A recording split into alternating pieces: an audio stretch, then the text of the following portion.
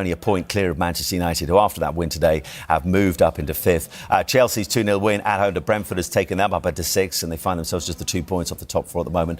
Brentford knocked down into seventh after that first defeat in their last 7 games. And Sunderland continue to be absolutely brilliant this season. They're unbeaten in the league at the Stadium of Light. A 2-1 win today at home to Crystal Palace, and that takes them up a couple of places from 10th into 8th. Of the end result, you'll be disappointed, but there will be lots of mixed feelings, I imagine, from today.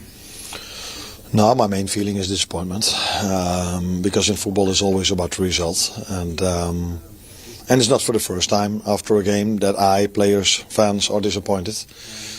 I think it was different today in a sense that we even had more ball possession than we usually have, and we created much more chances than we usually do with that ball possession. So that's probably what you mean with that there are also positives to take. But in the end, Burnley at home, with all the respect to them, but promoted side, we should be better. We should create more chances than them, but we should also win the game if you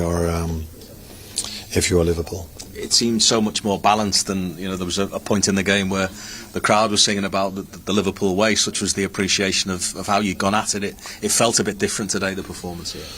No, definitely. I think in the beginning of the season, when we started losing games, there were a lot of games where we created quite a lot of chances, but we conceded a lot as well. Then there was a period of time where we did not create as much anymore, but hardly conceded a chance, and that's in the run we're in now. That's why we haven't lost for a long time. And today I think we had a good combination of hardly conceding a chance and creating a lot, but still not able to win, and that is a frustration for everyone involved with Liverpool. And just finally, those fine margins, you've spoken about them a lot, haven't you, this season? It's how to change them. It's the million-dollar question in many ways, isn't it? Is it a matter of luck? Is it just grit and determination that gets you out of that situation? If it goes on, as long as it goes on with us, because I don't think we've stolen any point this season, and so many times we've been on the wrong side of the score when it comes to performances. So then at some point you can argue if it's luck or bad luck, but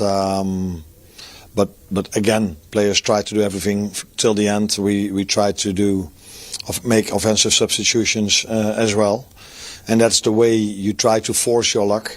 And in the end of the game, we were a few times very close, but close is not enough. And 32 shots Liverpool had, 11 of them on target. That's the most of any Premier League game this season. And yet, with a missed penalty in there as well, they couldn't get all 3 points against the team second from bottom, Michael. Yeah, look at those numbers. It's depressing viewing for Liverpool because, listen, they weren't brilliant today, but they're certainly good enough to win a game, but they're just not ruthless at the moment. Haven't been for some time now, most of the season, in fact. You never feel totally safe when they're 1 goal ahead. And despite, their XG of nearly 3 goals there and Burnley hardly getting a chance, they walk away having dropped 2 points. So deeply frustrated. They need to start finding good performances again, rather like what we spoke about earlier with Manchester United. Results, yes, are important. Yes, they need to get into the Champions League, but they could do with starting to play really well again, make Anfield a real tough place to come. At the moment, too many teams are going there thinking, we've got a chance here. Even if we go 1-0 behind, they'll give us a chance. And Liverpool invariably do. As I say, they missed a penalty in that first half, but they led at the break, all was going swimmingly. As a defender, Hugo Ekitike is not somebody you particularly want to come up against, because he was at the heart of this goal, Julian. Yeah, standing work from him, tenacious, determined, and then skill and quality, and a bit of composure at the end as well, just to roll it and to get something on target. And then picked up by Curtis Jones, but the finish, exceptional. Doesn't have much of the goal to shoot from, but yeah, Ekitike is probably the most consistent performer for Liverpool throughout the season. They have missed him when he's been out, but yeah, Wirtz is slightly finding a bit of form now. Yeah, it's a lovely touch, isn't it, from Wirtz there, inside the box. It's the one area where he can take it into that's not going to get him tackled by a defender, but it actually gives him options. Once he pulls it onto his right foot here, outside of his foot, now he's got options. And I think going to the far post with so many bodies in the way, so he almost just wraps his foot round, shapes to go one way and pulls it into the top corner. It was a lovely finish.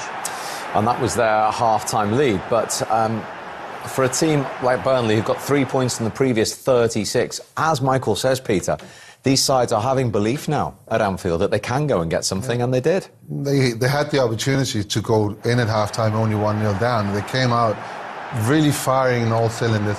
And you can start talking about the way Liverpool defence are playing this season, and there are too many mistakes. Sometimes it's too easy.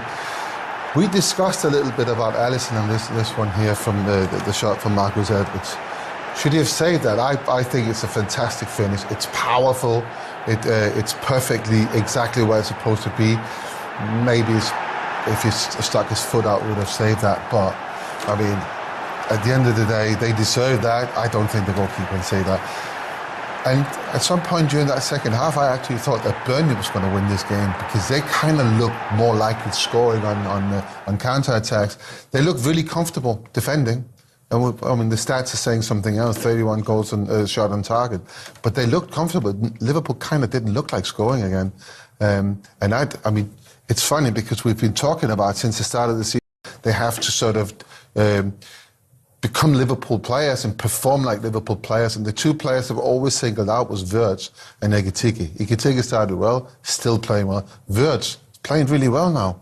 Really well, but somebody else is not playing well, so it's not kind of working. But they can't play in defence, unfortunately, no. can they? Because exactly. They are That's too the funny susceptible, thing. aren't they? That's the funny thing. Everybody at the start was, and me included, when you're trying to search for a reason why aren't Liverpool at the levels they were last season, everybody said, oh, lots of changes, lots. But actually, their best couple of players today were possibly Wirtz and Ekitike. Ekitike has been a star signing. In fact, I thought Kirk has played one of his better games today as well. So those three players have come in and actually done OK. Defensive, they've looked really, really shaky. Konate, in the main this season, has been quite shaky.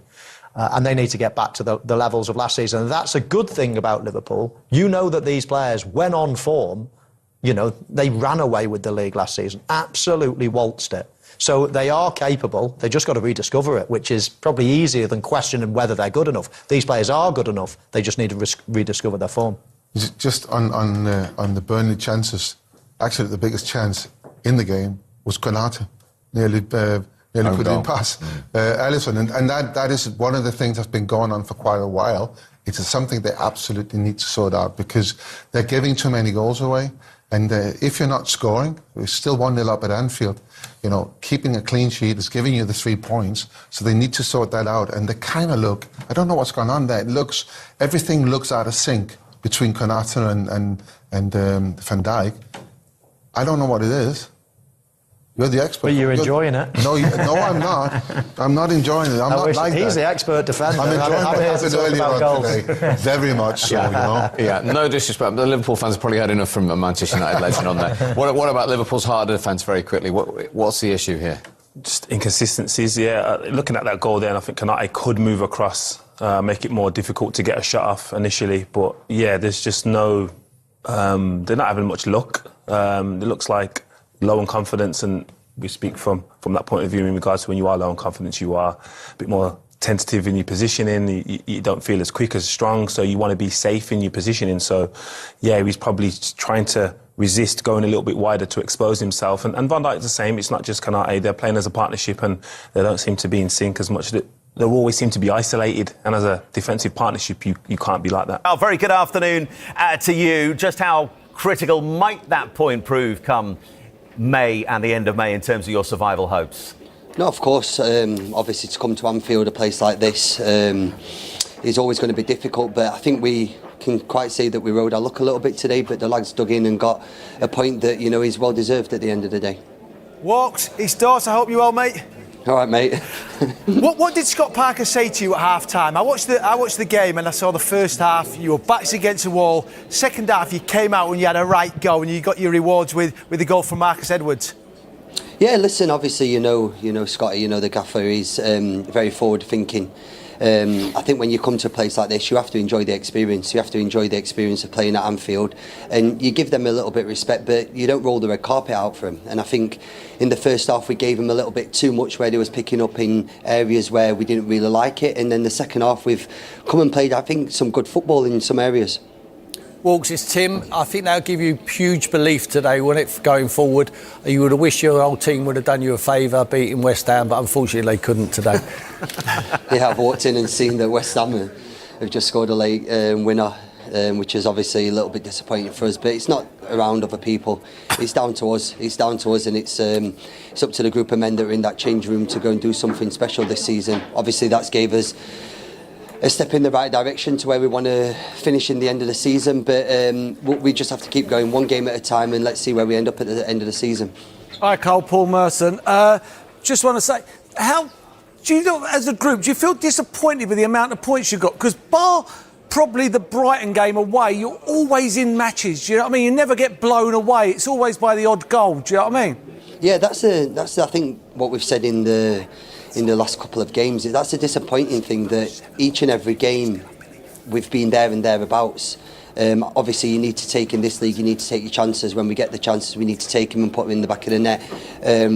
But it's a positive that we're there, you know, come the end of the game in every game, and we need to make sure that, like today, we're going to take points when we can and we need to. Walks, you're an experienced player in that dressing room. You're 7 points from safety. Is there still a belief there that you can get out of the situation you're in? I've been at the opposite end of it, where we've been chasing teams, and you never say die. I think you go until the last kick of the game. I've won the Premier League in the last kick of game, or when we've been 2-0 down against Aston Villa. So I take that belief into this dressing room, because the lads are very honest lads. I can assure you that they're a very honest bunch of lads, and they'll die for each other, and that's what we need to do every game on the field. And whatever will be come the end of the season, but at least each and every one of us can look in the mirror at the end of it and say that we've given our all. Walks, on a personal level, how much life is there in the old dog? Some days less than others, I can tell you that. Some days I do feel a little bit stiff, but listen, I fully enjoy it. Are you still the quickest man in the room? I think Broge might have got me now. I think Broge or Lyle Foster might have got me, but it's disappointing to say that I'm not the quickest anymore. But I've fully enjoyed, you know, every bit of my career, and this is another learning curve for me. It's another learning curve and something that I'm fully enjoying. And Carl, I don't feel I know you well enough to call you Walks, but just on that note, I mean, you've got Tottenham at home to come next, and then after that, it's West Ham at home as well. This is a very different challenge for you. We're used to seeing you winning trophies, winning titles as well. Very different kind of challenge, but nonetheless, are you enjoying it? Yeah, listen, it's a different type of challenge. It's something that, come the start of the season, something that I was very involved in. Obviously, winning with Manchester City for so long, and what I did and fulfilled in my career was an absolute privilege. But this is a different sort of challenge, and it's one that I'm fully enjoying. You know, going into work every day, passing on my knowledge, and you know, putting myself up against it. Really, it's all right when you're having 90% of the ball and winning 2-3-0 every game, which I've been lucky enough to do. You know, not just at Man City, but you know, at the right end with Tottenham and with Tim as well. But I'm really enjoying it. And there is still life in the old dog. There certainly is, Carl. Really appreciate your time. Thanks ever so much. Cheers, thanks, guys. Cheers, lads. Thank you. So the reigning champions lead at Anfield by 1-0 against Burnley at half-time after they'd missed the opportunity to take the lead from the penalty spot. First of all, let's have a look at the incident leading up to that. Were they slightly fortunate to get this, Michael, do you think? Probably. There was definite contact. There was a sort of knee on knee. There's a little bit there. But, I mean, I think Gakpo exaggerates it. You know, if you're a Liverpool fan, a Liverpool manager, you're thinking that is a pen. There's definitely a little bit of a touch, but he goes down very, very softly. The one thing is, when the referee gave it, it was always going to stay as that decision because there is contact and it's referee's call. There's nothing shocking about that decision. Whether some people think it's just a pen, some people think it's probably not. Once he gave it, there was never going to be a change of mind. I think it was a pen. Initially, I wasn't so sure, but seeing that last view there, and that was the referee's angle, yeah, it looked like there was enough contact for Gakpo to go down. Dominic Szoboszlai, who'd scored in the Champions League with his first Premier League penalty. Yeah, not quite. Hasn't had the best week or so, has he? He's gone for a little bit of direction, but mainly power, and he struck it really well. But the harder you hit it, the more chance it's got of going high, and that wasn't his finest moment, as I say. He's, after his midweek exploits, probably a week to forget so far. Yeah, and you saw the reaction there of Arne, but they do lead just before half-time, courtesy again of Florian Wirtz. He'd gone 16 games in the Premier League without a goal. He's got 3 and 5 now. Well, I just think this guy that we're watching in the build-up, Ekitike, is absolutely brilliant. You know, he's direct, he's strong, he's aggressive, he's got a lovely touch. I think we're going to be talking about him as being one of the best centre-forwards in the world in the next year or so. I think he's that good. Ball drops for Wirtz. He's in a load of space, almost opens out. This is the best thing about this is his first touch. He only needs one touch to get it into a perfect position. Bang. Outside foot, caresses it into a position where now he's got options. Now he can either go for the far corner or he could sweep it back and pull it into the near post. But that first touch gives him the option to do that. Look at this, outside the foot. Just not far enough to get a tackle, but it's in playing distance and bang into the no chance for Dubravka there, nightmare. No. I mean, we can talk about how well Virch is doing there, but that goal is all about Ekitike. The intent to not give up. And, he's been an impressive signing for Liverpool. When you think about this summer, it was all about one player from Newcastle, and it went on and on and on, and he sneaked in, but he's a guy. He's the number one there. He's been unbelievable.